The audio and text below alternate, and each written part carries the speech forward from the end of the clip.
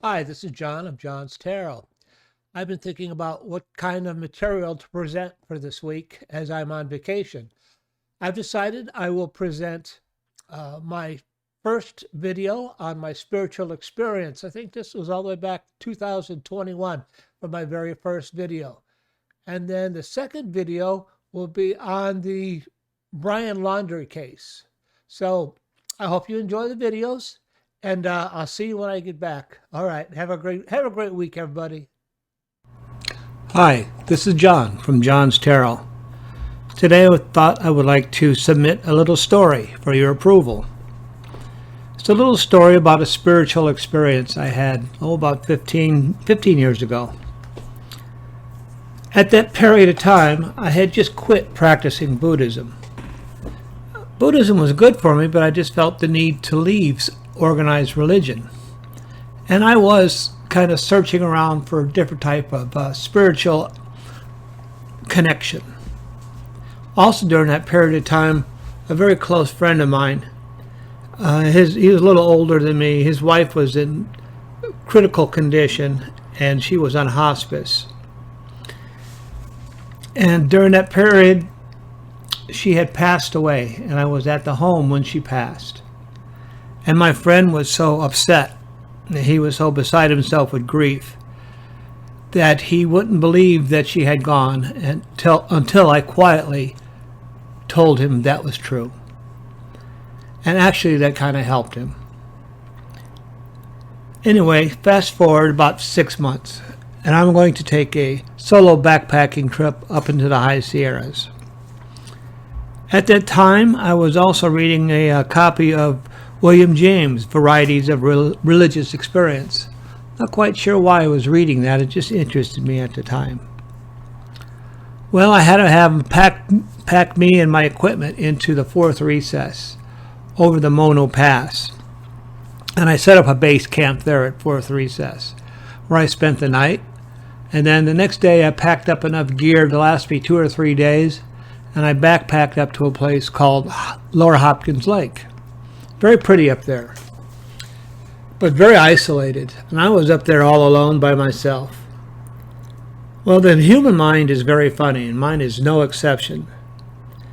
All that quietness, I am used to a lot of input, a lot of stimulus, a lot of people telling me things. Oh, John, you're a wonderful nurse. Oh, John, you're a terrible nurse. Oh, John, do this. Oh, John, do that.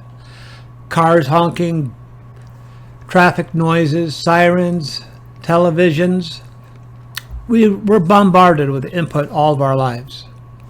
Well, while I'm up there, there is no stimulus for my mind. So it started creating its own stimulus.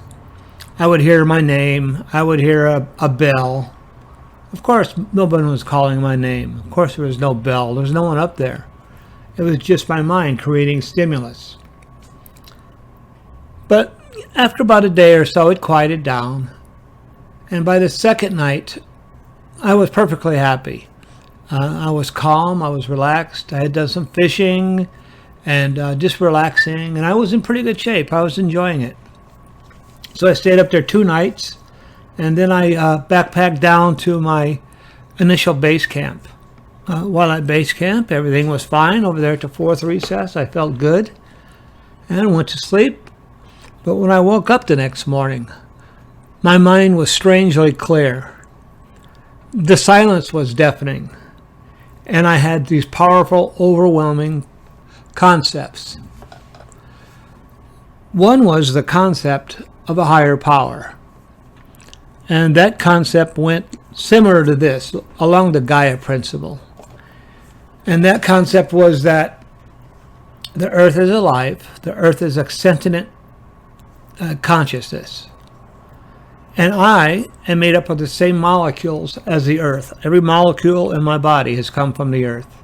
So I am part of the earth. I am connected to the earth. I wasn't born into this world. I was born out of it. But the earth is also part of a larger consciousness. The consciousness of the solar system. The solar system is connected to the galaxy, and the galaxy is connected to other galaxies. And it's all connected, and I'm connected to it. They call it the Gaia principle. I was not aware of the Gaia principle before I had this experience. Also, I had the distinct impression that I had been living my life according to the philosophy of materialism. And what that means is that I had been informed by my society, by my culture, by my entertainment, of certain false beliefs. Those beliefs being that, well, first let me explain how those beliefs are given to you. Easily through television. Television goes at a flicker rate of 60 hertz. At 60 hertz, that puts a human being in a subtle hypnotic state. While in that subtle hypnotic state, they fill you with all kinds of information. What you need to do to be happy. What products you need to buy to be happy. What food you need to buy to be happy. What car you need to drive to be happy. What you need to look like in order to be happy. And this I call the philosophy of materialism. The problem with the philosophy of materialism is that it's a lie. That this is information that is put into you from outside sources. Because as soon as that new car gets a scratch in it, that happiness is gone. As soon as that girlfriend says something you don't care for, that feeling is gone, or the initial feeling is gone. And you're on to the next thing, the next bit of materialism in order to maintain your happiness. But it came to me about what I did for my friend 6 months ago, how I was of true service to him in order to help him understand what he was going through. And I felt good about being able to be of service to my friend. And it's 6 months later, and I still feel good about the service I provided. I decided to call this the path of noble service. The path of noble service is where I quietly am helpful to those I encounter along my way on this earth. And that the path of noble service is what my higher power, what the earth has me here to do with my life. And when I am following the path of noble service, I am connected to what the higher power wants me to do. I am connected to the planet. I am connected to the universe. And I feel good about what I'm doing. Now, this is my concept of a higher power. This is my concept of how I should live. It may not necessarily be your concept, but for me it's been useful, and I feel very connected. And I hope you enjoyed this short audio file. I will post more as time goes by, and I hope to hear from you soon. Thank you. Bye-bye. Hi, welcome to John's Tarot. This is a past episode of John's Tarot I'm posting for this week because I am out of town. This episode was recorded 10/16/21. This is the Brian Laundrie episode where I find the body of Brian Laundrie. I find out that he's dead, and I find his body, and I find this out 2 days prior to it being reported on the public news services. They probably knew by that time, but I knew 2 days before it was reported. So I hope you enjoyed this little episode. It was one of my earlier episodes from the 21st. Probably not as good as the ones I do today, but I hope you enjoy it, and I'll see you when I get home. Okay, enjoy. Suspend your disbelief, your rational, analytical mind, just for a minute, just for the length of this podcast. What if all I'm about to reveal to you is the truth? What if the information provided to you is from a divine source? Just for this time, I am your Axis Mundi. Consider this podcast your second opinion. When I do a reading, something larger than me is working through me. So ask what you wish. This is your channel. So I took a couple of minutes this morning to try to find Brian Laundrie. I got out a map and I try to pinpoint his exact location. And this is the answer I've got. Okay, here I am. It is Sunday morning, October 16th, 2021. Let's get out the map and see if we can find the location of Brian Laundrie. I will do 3-card yes and no's. We're going to use the tarot to see if we can find Brian's location. I'm going to do three card questions of the tarot and see where it leads us. Now I have a couple of maps. So, where is Brian? Let's take a look at a map of Florida. And let's see. Now the first place is the Carlton Reserve. Let's ask the cards. Is Brian Laundrie... Well, first let's ask the cards. Is Brian Laundrie still alive? Is Brian Laundrie still alive? Now usually when I do a yes and no question, swords and pentacles are no. Wands and cups are yes. And we disregard we disregard the major arcana. So, is Brian Laundrie still alive? I'm going to do a 6-card. Then I'll probably go down and do 3 cards. See if we can find him. So, is Brian Laundrie still alive? All right. First card is a Page of Cups. Yes. 4 of Swords. No. 6 of Pentacles. It's a no. Sun.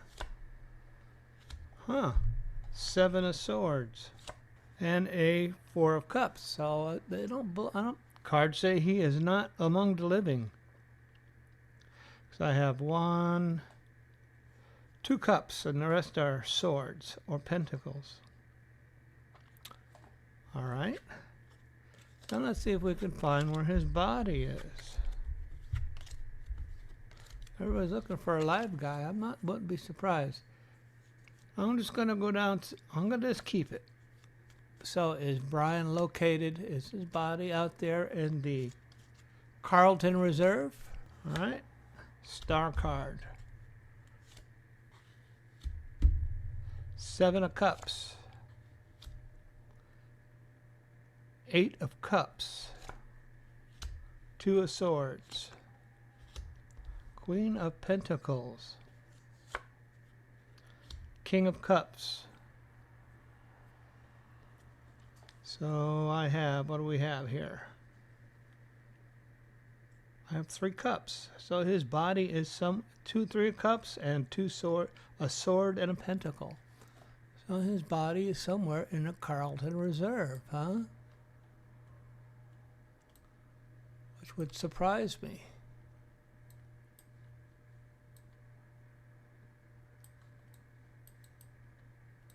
All right. Which is temporarily closed. So where in this huge reserve would he might be?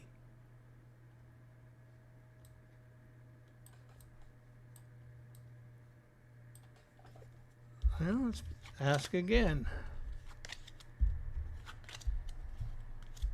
So we're looking for Brian's body. Is Brian's body near the T. Marbury Carlton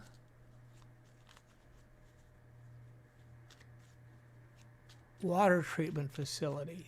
So is Brian's body near the Marbury T. Carlton water treatment facility?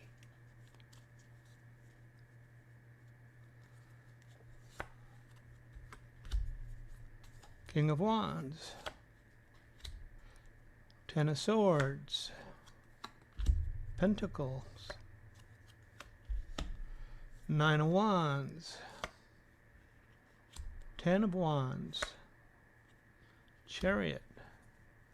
So he is somewhere near the water treatment facility.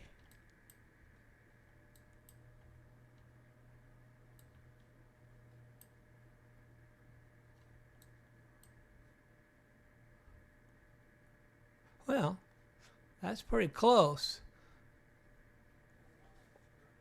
That's a pretty close definition, pretty close location. Somewhere near this area, huh? All right. It's a very short video, but let's give it a try, see what happens. All right, thank you very much. I'm going to stop sharing here. There we go. And we'll see if Brian's body is located somewhere near that area. I have no idea, really. I just thought I would give it a try and see where the cards will lead us. I was all prepared to look all up and down the Appalachian Trail. So this is a very short video, and let's see how it works out. Thank you. Well, that was it. That was my attempt at trying to find Brian. Apparently, he is no longer among the living, and he is at the location I disclosed. Whether that's true or not, I don't know. I've never tried to do this type of thing. But there it is. That's what the tarot says. What do I know? I'm just a nurse out here in Southern California with the ability to read tarot cards. So I hope this thing comes to a close, and that we're able to get some closure for the family of the poor young girl, and I'm sure the Laundrie family is going through hell too. So I'm hoping for a quick wrap up of this, and I'll be interested to see if my little prediction is accurate. So thank you for tuning in. Let's see what happens.